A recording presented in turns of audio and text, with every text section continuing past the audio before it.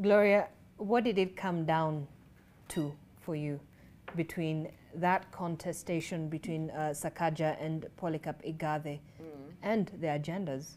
I was wondering what debate my co-panelist was referring, because yesterday was like clear. Actually, if you look at, this is the Standard on page 12. There's a lady there who has been gazetted to have won from Kericho, the women rep seat, yeah? Uncontested. After yesterday, it is literally just, it's only because we already have candidates who have already presented their papers, but otherwise, Sakaja has won, and he should be gazetted. Anyway, I would say Gloria's, yeah, I would say this. It's just that it's a technicality. Ndivenye kuna candidates wengine, otherwise he's won. On page 3 of the Star, which is very interesting, there's a cartoon there of Igathe and Sakaja during the debate.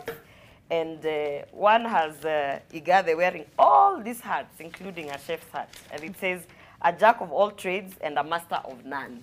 And on the other side, you have Sakaja with a, you know, a hat that's almost a graduation hat that's almost going onto his head, just to indicate what's happening. My opinion is this.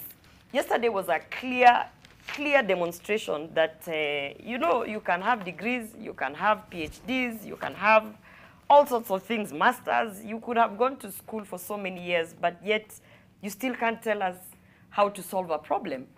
When you looked at how Igathe approached the question of how are you going to solve the issue of water in Nairobi, he had no clue what we were talking about.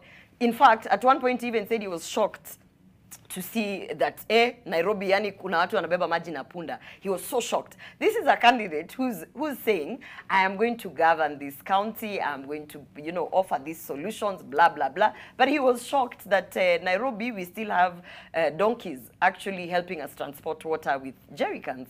And then if you look at how he even approached a basic, you know, I've been a candidate. I vied in Bobasi constituency as an MP. And I've been on the campaign trail for like 2.5 years. And at the bare minimum, as a candidate, whether MCA, whether MP, gubernatorial, or presidential, the question of what are you going to do in your first 100 days? Yani, in your sleep, if someone wakes you up, you should be like, I will do, I will do, I will do. Igathe had no clue. As a matter of fact, but he did articulate his issues, of no, course. No. I'm talking about, I'm being specific, because you know, we are also public relation experts. We come to TV and people think you wake up and you wing it. You just answer questions. No, there's like, I personally have like at least 40 minutes prior research where I have to figure out, so that when Dunstan here comes to tell me section 22 of the Election Act, I'll be like, yes, I know that section. In fact, you know, so Igathe for me was a person who went to do some PR. So when it came down to the actual issues, when he was asked about his first 100 days, he took literally 1 minute and 40 seconds saying how he's going to make sure in the first 100 days the administration will be set up. Your whole first 100 days, you're going to be setting up your administration, meaning you haven't really thought through what Nairobians need. A simple thing would be, in the first 100 days, sincerely, like what Sakaja said, single business permit.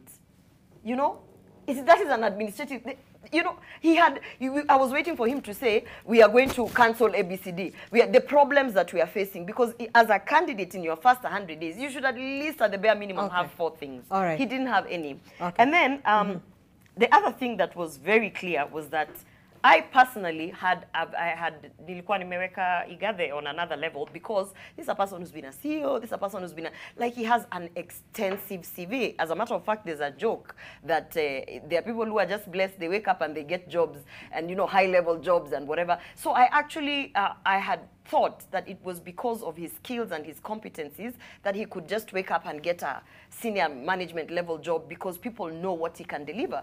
But for me as a voter yesterday, was like, oh my goodness. Yani, these companies have been suffering like this. This guy cannot articulate things. This guy cannot solve problems. This guy can actually not understand that this debate has everything to do with convincing the voters. Okay. So it ended up being a match. He actually spent most of his time attacking Sakaja, as opposed to selling and convincing the electorate that, look, here I am, give me the vote.